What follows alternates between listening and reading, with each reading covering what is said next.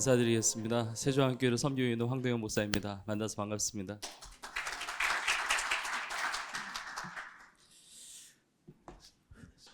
정말 한 분 한 분이 여러분의 일터에서 목회자로 또 일터에서 또 선교사로 살아오고 계시는구나. 이렇게 무늬만 외형만 크리스찬이 아니고 제가 다 알지는 못하고 또 다 이렇게 인사드리진 못했지만 정말 이게 프론티어 사역자시구나, 최전방 사역자시구나, 또 뭐 어떤 분야에 종사하시든지 간에 어쨌든 지금은 하나님과 돈이 싸우는 시대이지 않습니까? 만몬주의라고 그래서 돈을 하나님처럼 우상처럼 따르는 이 세대인데 하나님과 재물을 겸하여 섬길 수 없다고 했는데 재물을 따라가지 않고 하나님을 섬기는, 그리고 부자가 하나님 나라 들어가는 것이 낙타가 바늘기로 들어가는 것보다 어렵다라고 이야기했는데 여러분들은 그 어려운 일을 다 해내시는 분이라는 생각이, 감동이 그렇게 들었습니다.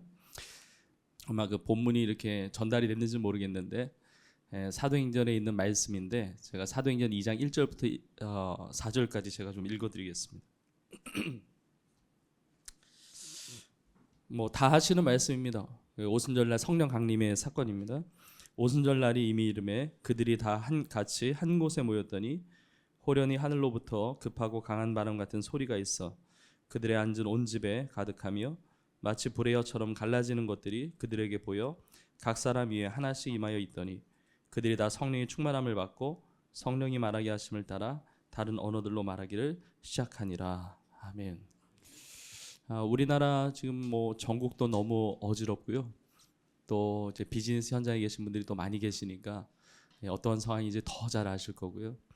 근데 모든 문제를 푸는 열쇠는 처음에 우리 이병구 회장님이 이렇게 인사말 하실 때 참 감동이 되었는데, 하나님께서 역사를 주관하시고 또 하나님 손에 우리나라의 운명도 달려 있고 또 미래의 청사진이 다 하나님께 있는 줄로 믿습니다.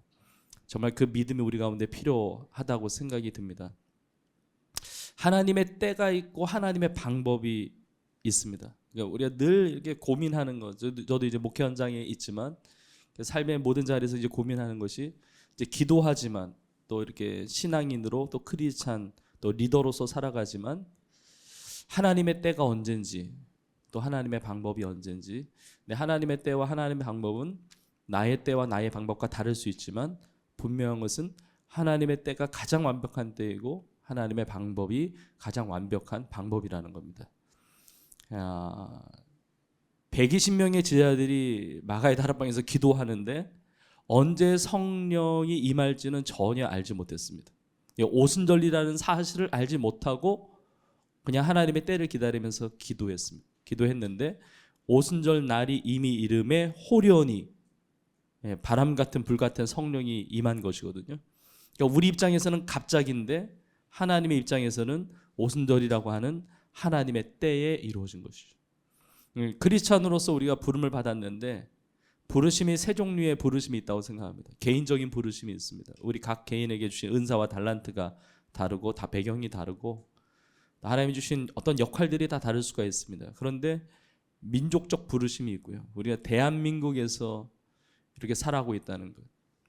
내가 그 국적을 선택한 것도 아니고 내 부모님을 선택한 것도 아니고 우리 몇십 킬로만 북쪽에서 태어났으면 완전히 다른 삶을 살 수밖에 없는데 전적인 하나님의 은혜로 이곳에서 살면서 이렇게 신앙의 자유를 가지고 또 크리스찬 리더스 포럼이라고 모일 수 있는 것, 이게 모든 것이 다 하나님의 은혜인 줄로 믿습니다. 개인적 부르심이 있고 민족적 부르심이 있고 시대적 부르심이 있다는 거죠. 우리가 1884년도에 들어왔던 맥클레이 선교사님이나 알렌 선교사님, 그때로 보면 올해 2024년도가 선교 140주년이지만 이제 언더우드 선교사님, 아펜젤러 선교사님으로 하면 이제 내년도 2025년이 어떻게 보면 140주년입니다. 기독교 140주년인데 그때 구한말 시대에 우리가 살고 있는 것도 아니고 일제치하 시대에 살고 있는 것도 아니고 광복 직후에 살아가고 있는 것도 아니고 1950년에 한국전쟁이 일어나고 1953년도에 휴전선이 그어지고 그때 살고 있는 것도 아니고 70년대 80년대 가난의 때를 살고 있는 것도 아니고 21세기를 살고 있지만 코로나 팬데믹 기간을 지나고 있는 것도 아니고 그것을 터널을 통과한 이 시대를 살게 하시는 하나님의 특별한 계획이 우리 모두에게 있는 줄로 믿습니다. 요셉도 보면 형들에게 의해서 이제 애굽에 이제 종으로 팔려갔습니다. 팔려갔는데 형들의 악 때문에 그렇게 된 거죠. 형들이 참 잘못한 거죠. 잘못했지만 나중에 창세기 50장에 보면 요셉이 형들을 만나서 뭐라고 고백하냐면 당신들은 나를 악으로 이렇게 팔았지만 하나님이 나를 먼저 보내셔서 이 땅의 백성들을 구원하게 하셨다. 악 때문에 하나님이 역사하신 것이 아니라 악임에도 불구하고 그 악을 변해서 하나님이 합력하여 선을 이루시는 그 능력의 하나님의 그 시대적인 섭리를 요셉은 읽었다는 거죠. 그러니까 우리는 연약합니다. 우리는 부족합니다. 그리고 이 시대가 우리의 삶에 정말 엄청난 일들이 벌어지고 있겠지만 그러나 그 모든 것을 합력하여 선을 이루시는 하나님이 계시다는 겁니다. 근데 요셉이 보디발 장군에서 사무엘도 열심히 하고 신실하게 살고 하나님 앞에 악을 행하지 않기 위해서 했는데 보디발 장군의 와이프의 그 유혹을 이기는 것 때문에 이제 모함을 받아서 감옥에 들어가지 않습니까? 근데 감옥에 들어갔는데 감옥에서 2해 동안 있었거든요. 2년 동안 있었는데 요셉은 몰랐습니다. 2년이라는 사실을 몰랐어요. 들어갈 때 알았으면 얼마나 좋겠습니까? 기도할 때 하나님이 너 2년만 있을 거야 이렇게 가르쳐주면 얼마나 좋겠습니까? 근데 그걸 언제 끝날지 모르는 겁니다. 술 맡은 관원장, 떡 맡은 관원장, 술 맡은 관원장 꿈을 해몽해주고 그리고 바로 왕에게 얘기해주지 않을까라는 기대를 했겠지만 그 기대도 이제 끝난 거죠. 근데 정확히 2해가 찬 다음에 감옥에서 나오는데 그때가 언제였냐면 하나님께서 바로에게 꿈을 주셨을 때죠. 7년 풍년과 7년 흉년의 꿈, 7년 14년의 꿈을 하나님께서 주셨을 때 그 풍년이 시작하는 첫 해에 요셉이 나오게 된 것입니다. 여러분 놀라운 사실은 하나님께서 택하신 이스라엘 민족에 대해서만 미래에 대한 청산을 가지고 계시는 것이 아니라 이방 나라인 제국이었던 애굽의 앞으로의 7년과 7년 14년의 계획을 하나님이 가지고 계셨다는 겁니다. 그런데 이 인류 역사를 통치하시는 하나님은 동일한 계획을 가지고 계시다는 겁니다. 바벨론도 지나가고 페르시아 다 지나가고 헬라 제국 로마 제국 다 지나가지만 오늘 우리나라 택한 하나님의 나라라고 볼지라도 우리나라에 대한 청사진만 가지고 계시는 것이 아니라 미국, 중국, 러시아 할 것 없이 일본 할 것 없이 러시아와 우크라이나, 이스라엘 할 것 없이 전 세계 열방을 경영하시고 하나님의 뜻을 이루어가는 복음이 땅까지 전파되는 그 시대 예수님이 다시 오시는 그 재림을 향해서 나아가는 하나님의 섭리, 하나님의 놀라운 통치의 역사가 있는 줄로 믿습니다. 그런데 애굽의 풍년이 7년이 시작하는 그 첫 시작에 요셉이 감옥에서 2해가 차고 이제 나온 거거든요. 개인적인 부르심은 시대적인 부르심과 맞물려 돌아갑니다. 이 시대를 살아가고 있는 나의 삶의 부르심은 이 시대를 향한 하나님의 계획과 맞물려 돌아간다는 것이죠. 저는 이제 저희 부모님이 목회를 하셨고 또 이제 선교를 하시다가 한 2년 전에 저희 아버지는 이제 소천을 하셨습니다. 그러니까 제가 어릴 때부터 이제 신앙생활하고 모태신앙으로 하고 그리고 저희 부친은 이제 2년 전에 하나님께 부름을 받았기 때문에 그때가 2022년 말이었거든요. 2022년 말이었는데 갑자기 송구영신 예배 앞두고 제가 그때 특별 집회도 하고 송구영신 예배도 앞두고 있고 근데 1월 첫째 주가 또 저희 교회는 선교주일로 다 보내는데 일단 앞두고 목회적으로 스케줄이 엄청나게 빠듯한데 그때 이제 아버지가 부름을 받은 거예요. 그러니까 상주로서 제가 이남 1녀 중에 이제 장남이었기 때문에 상주로 장례식장에서 이걸 다 지켜야 되는데 그러지 못하고 교회랑 왔다 갔다 하는 일을 하면서 그렇게 이제 장례를 했는데 천국에 소망이 있으니까 그리고 이 땅에 남긴 것보다 하나님 나라에 남긴 것이 더 많은 또 부친이었고 또 우리 온 가족이 또 그렇게 선교적으로 살고 또 신앙적으로 사니까 정말 장례 절차 그 모든 게 다 평강이었고 기쁨이었고 감사였거든요. 진심으로 감사였거든요. 근데 기도하면서 그런 마음이 든 겁니다. 우리 아버지는 2022년은 사셨는데 2023년은 못 보고 가셨구나. 이런 생각이 드는데, 제가 강단에서 2023년 1월 첫째 주에 이제 말씀을 전하는데 하나님 그런 감동을 주시는 겁니다. 저희 부친은 2022년까지는 이 땅에서 사시고 그 이후에는 이제 한국에서, 저희 천국에서 사시는구나, 이런 마음이 들어요. 그런데 하나님께서 우리에게 가장 행복한 삶은 천국에서 살 것이라는 것을 아시는 하나님께서 왜 이 땅에 살게 하시는가? 이 땅에 두신 하나님의 특별한 계획이 있다는 것입니다. 오순절날이 이미 이름에 하나님의 계획. 하나님은 때를 통해서 일하시거든요. 예수님도 때가 참에 오셨고, 그리고 예수님은 30년의 기간 동안 성장하셨고 30살에 공생애로 들어가셔서 3년 반이라는 하나님의 때 공생의 기간을 채우시고, 그리고 마음대로 사신 것이 아니라 하나님의 때에 맞는 6월절 날에 맞춰서 예루살렘에 입성하셨고, 6월절에 그 세상 죄를 지고 가는 하나님의 어린 양으로서 우리를 구원하기 위해서 하나님의 그때에 6월절의 어린 양으로서 십자가에 빌려 죽으시고, 하루도 아닙니다. 이틀도 아닙니다. 5일, 7일이 아니라 하나님의 때인 사흘 만에 부활하셨고, 부활하신 예수님께서 바로 승천하신 것이 아니라 하나님의 때에 맞춰서 40일간 이 땅에 부활하신 몸으로서 머무시면서 하나님의 나라의 일을 말씀하시고 그리고 승천하셨거든요. 그리고 하나님의 때에 예수님은 다시 오실 겁니다. 이게 하나님의 때를 맞춰서 하나님께서 일하시는 거죠. 근데 우리가 지금 살아가고 있는 2024년, 이제 내년도는 이제 2025년이 되는데 또 특별한 한 해를 살아간다고 생각이 듭니다. 내년도 140주년, 우리 기독교 140주년이기도 하지만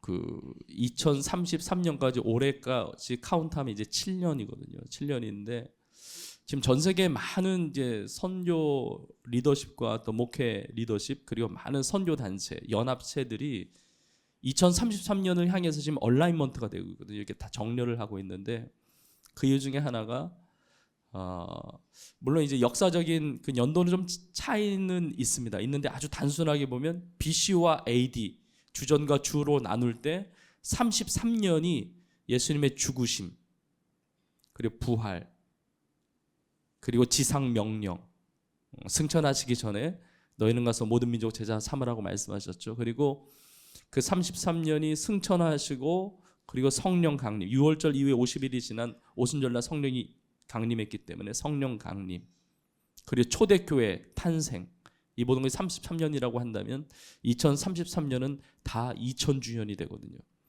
그래서 2000주년이 되는 해를 향해서 전 세계 복음화와 이 선교의 일들을 위해서 많은 국제적인 연합 기관과 선교 단체들이 아주 연합을 해서 이루어가고 있습니다. 이 세상을 살아가는 교회 역사 가운데 1000주년, 2000주년을 통과하는 크리스찬들은 몇 퍼센트나 되겠습니까?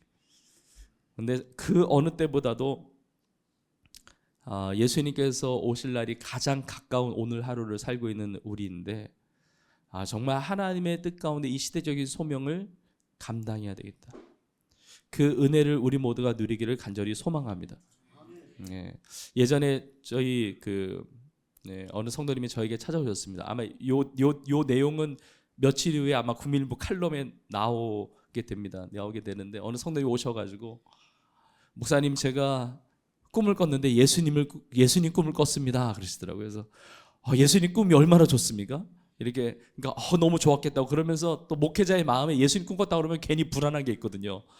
도대체 또 어떤 이단적인 또 꿈을 꾸면 안 되니까 괜히 불안한 마음에. 그런데 예수님 어떤 꿈이시냐 그랬더니 이게 참 독특한 얘기를 하세요. 꿈에 예수님을 봤는데 직관적으로 예수님이라는 건 아는데 예수님이 예수님 같지 않게 나왔다는 거예요.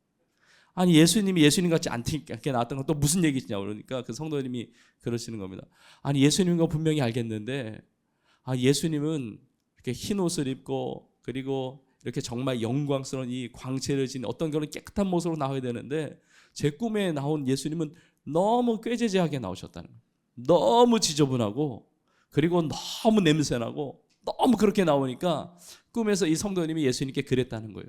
예수님 왜 그러고 다니세요? 그랬더니 아니 직관적으로 예수님인지는 알겠는데 예수님이 예수님 같지 않게 나오니까 예수님 왜 그러고 다니세요? 그렇게 질문했다는 겁니다.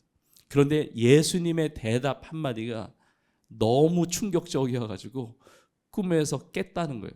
예수님 뭐라고 대답하셨냐면, 예수님 왜 그러고 다니십니까? 그랬는데, 너하고 같이 다녀서 그렇다 그랬지.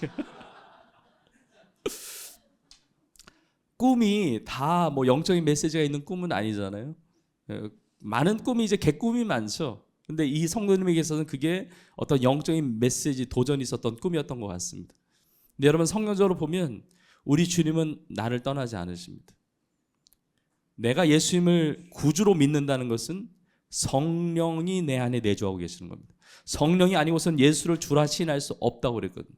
근데 성령님은 나를 떠나지 않으십니다. 근데 우리는 착각할 때가 있습니다. 내가 신앙적으로 이렇게 예배하고 좋은 열심히 믿음 생활을 할 때 주님이 계시고, 내가 하고 싶은 일을 할 때는 잠시 떠났다가 오시는 분이라고 생각할 수 있는데 그렇지 않습니다. 주님은 떠나지 아니하시는 거죠.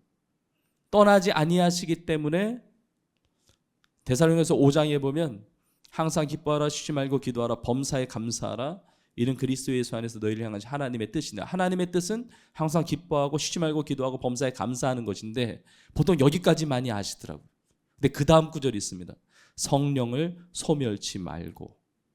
내 안에 성령님이 계시는데 성령님이 소멸될 수 있다는 겁니다. 성령님이 위축된다는 거예요. 떠나지 않으시지만 성령님이 내 삶을 이끌어 가셔야 되는데, 내가 다니는 곳이 성령님과 상관없는 지저분한 곳이니까, 성령님의 뜻과 상관없는 지저분한 생각을 하고 지저분한 말을 하고, 그리고 내가 죄 가운데 매여 있고 하나님 기쁨과 상관없는 삶을 사니까 주님은 떠나지 않기 때문에 나와 함께 그 오물을 다 뒤집어 쓰고 계시는 모습을 하고 계실 수 있다는 것이죠. 우리 눈에 보이는 인간관계는 너무 중요하지만 인간관계만이 아니라 성령님과의 관계, 우리 주님과의 관계가 우리 인생의 가장 중요한 핵심, 복의 열쇠가 되는 줄로 믿습니다. 그래서 한 분 한 분이 정말 성령의 은혜, 그리고 성령님과의 교통, 그리고 하나님 앞에 기도하면서 성령의 은혜를 누리기를 간절히 소망합니다. 말씀 마무리하면서 저에게 잠깐 이제 간증하고 이제 마무리하려고 합니다. 저는 뭐 어릴 때 저희 부모님 이렇게 목회를 하셨기 때문에, 개척교회 하셨기 때문에 저희 집이 교회였고 교회가 집이었습니다. 저 일산 가기 전에 능곡이라는 도시가 있는데요. 그 능곡의 상가 2층짜리 반지하가 저희 집이었고 거기가 교회였거든요. 그러니까 저는 교회를 안 다닐 수가 없더라고요. 왜냐면 집이 교회니까요. 그러니까 성도님들이 새벽부터 와가지고 왜 집에 오시는지, 밤늦게까지 왜 우리 집에서 기도하고 나가는지 이해를 못했죠, 어릴 때는. 근데 이제 그렇게 이제 했는데 뭐 유치원도 선교원을 다니고 이렇게 했지만 인격적으로 예수님을 믿은 것은 정말 어릴 때입니다. 이렇게 고백을 했으니까. 그런데 성령 체험을 초등학교 때 했습니다. 근데 성령님이 정말 살아계시고 역사하시더라고요. 성령 체험하니까 완전히 바뀌더라고요. 이제 성령 체험은 어릴 때였지만 성령 체험하고 나서 바뀐 게 뭐냐면, 입을 열어서, 이렇게 방언의 은사가 아니라 입을 열어서 방언하듯이 성령의 말하게 하심을 따라 말하는 복음 전파의 삶을 살게 되더라고요. 여러분, 성령이 임하신, 성령에 이끄신 삶의 가장 중요한 것은 성령의 은사도 중요하고 성령의 열매도 중요하고 다 하지만, 오직 성령이 너에게 임하시면 권능을 받고 예루살렘과 유대와 사마리아와 땅끝까지 이르러 예수님의 증인으로 살아가게 된다는 거예요. 그래서 제가 초등학교 때 성령 충만을 받고 성령의 은혜를 받고 우선은 제 인생 자체가 목적이 달라지더라고요. 그때 이제 하나님께서 저를 개인적으로는 이제 컬링을, 목회자로, 선교사로 이렇게 컬링을 해주셨고요. 영원한 하나님의 나라가 보이니까, 영원한 하나님의 나라를 위해서, 나라에 비하면 이 땅은 지나가는 거기 때문에 이 지나가는 세상에서 영원한 하나님의 나라를 위해서 가장 영광스러운 삶이 무엇일까? 예수를 위해서 살고 싶고, 만약에 예수를 위해서 죽는 것이 영원한 하나님의 나라에서 가장 영광스러운 삶이라고 한다면 예수를 위해서 죽고 싶다, 이렇게 고백할 정도로 이제 하나님의 이제 큰 은혜를 받은 겁니다. 저는 개인적인 뭐 다른 특별한 간증들보다도 가장 큰 간증은 뭐냐면, 그 어릴 때 만나서 예수님 만나서 저의 부르심, 하나님의 나라를 위해서 풀타임 사역자로, 저 개인적으로는요, 뭐 목회자만 부르심 받은 건 아니기 때문에요, 그것이 저를 향한 하나님의 부르심이라는 사실이 어릴 때부터 바뀐 적이 한 번도 없다는 것, 이것이 저의 어떻게 보면 간증이에요. 사춘기를 지나든 뭐 하든 다른 직업이 나의 부르심인가 이렇게 고민해 본 적이 없는 것 같아요. 근데 그걸 누가 가르쳐서가 아니라 성령께서 역사하시니까 그랬고요. 그리고 성령 충만하니까 그때 전도 방법이나 훈련을 받아본 적은 없는데 막 전도를 안 할 수가 없는 거예요. 초등학교 때 정말 시골 초등학교입니다. 1학년부터 2학년, 3학년 다 한 방씩밖에 없기 때문에 등반을 하면 학생들이 안 바뀌고 조용히 짐 싸가지고 옆방으로 가가지고 똑같은 학생들 똑같이 앉는. 그런데 어느 날 선생님이 그러는 거예요. 내일 자기소개 5분 시간 주겠다고. 근데 막 가슴이 뛰는 겁니다. 친구들 앞에서 이렇게 말을 한다는 게 긴장돼서 그런 것도 있겠지만 이상한 생각이 드는 거예요. 그 선생님이 숙제를 5분 줬는데 하나님이 선생님을 통해서 숙제를 내주신 것 같은 거예요. 이 5분 동안 복음을 전하지 않으면 화가 임할 것 같은 이상한 생각이 드는 거예요. 와, 이 생각이 왜 들지? 근데 정말 죽을 것 같은 거예요. 그러니까 창피당하는 것보다는 그러니까 죽는 것보다는 창피당하는 게 나니까 복음을 전했던 기억이 있어요. 초등학교 때 아주머니들, 뭐 할아버지들, 할머니들, 선생님, 친구들 너무 많이 전도했습니다. 지금 돌아보아도 가장 많이 전도한 때가 초등학교 때가 아니었나? 그때 그 당시 이제 국민학교지만 그때가 아니었나 생각할 정도로요.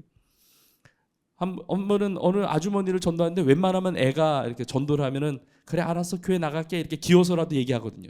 제가 그걸 또 많이 이용을 했던 것 같아요. 애가 이렇게 하면 그래도 얘기해준다, 반응해준다 이걸 이용했던 것 같아요. 근데 그 아주머니는 끝까지 안 나간다는 거예요. 끝까지 안 나간다고 어떻게 합니까? 저도 이제 끝까지 쫓아갔죠. 끝까지 쫓아가니까 거의 그분 집까지 왔는 것 같아요. 그 아주머니 예수님 믿으셔야 천국 가신다고, 예수님 안 믿으면 지옥 가시고, 예수님 꼭 믿고 구원 받으시라고, 교회 다니셔야 된다고. 어린이가 이렇게 하니까, 그러니까 이제 집에 가까이 가니까 알았어 가볼게 해서 했더니 나중에 보니까 저희 동네 무당이시더라고요.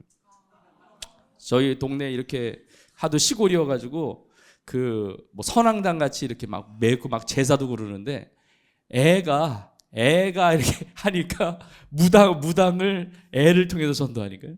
그러니까 정말 이렇게 돌이켜 보면 이거는 성령이 말하게 하심을 따라 말한 것이다. 성령께서 역사하시는 것이다. 저는 뭐 간증 뭐 하면 너무 길어지지만 말씀을 마무리하면서 이 땅의 교회도 성령이 충만하면 복음을 전하는 선교적 교회가 되고, 그리고 모든 성도들이 성령으로 충만하면 그것이 비즈니스 현장이든 교육의 현장이든 무슨 어떤 현장이든지 간에 다 선교사로 살며 복음을 전한다는 확신이 있습니다. 그래서 제가 섬기는 저희 교회 같은 경우는 각 교회마다 다양한 이제 비전과 그런 사역들이 있지만 2030년까지 전 성도를 선교사로 임명하고 파송하는 비전을 가지고 있습니다. 지금 올해는 저희 교회 성도들 중에 한 20%, 25%를 선교사를 임명하고 파송했고요. 그리고 내년도는 아마 30% 정도 될 겁니다. 그리고 물론 해외 파송 선교사님들이 있지만 해외 파송된 선교사님들만이 아니라 우리나라 이미 260만이 넘는 이주민, 그러니까 옆집이 3개가 됐거든요. 그러니까 땅끝이 옆집으로 왔거든요. 내가 있는 자리가 부흥의 거점입니다. 저희 교회가 안양 평촌에 있는데 예전에 평양 대부흥을 이렇게 막 설교한 적이 있어요. 근데 어느 성도님이 저한테 그러는 거예요. 목사님 이렇게 기분 좋게 하려고 그랬던 건 아닌데 순수한 얼굴로 목사님 왜 평양에서 대붕이 일어나지 알겠습니다. 이게 무슨 얘기냐고. 저는 그런 설교한 적이 없거든요. 평양에 왜 붕이 있었냐면 평양의 평자가 평촌의 평자고 평양의 양자가 안양의 양자입니다. 제가 아멘 그랬어요. 그런 얘기는 아닌 거 아시죠?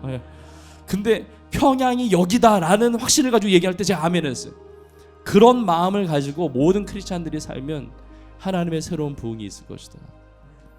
여러분 한 분 한 분이 부흥의 거점이라는 마음을 가지시고 복음의 일꾼으로 또 선교사로 정말 성령의 도구가 돼서 내가 성령을 이리저리 끌고 다니는 것이 아니라 성령의 음성을 따라 이끌림을 받고 그리고 주의 복음을 위해서 아름답게 쓰임받는 하나님의 기쁨 되는 모두가 되시기를 주님의 이름으로 축복합니다. 네, 감사합니다.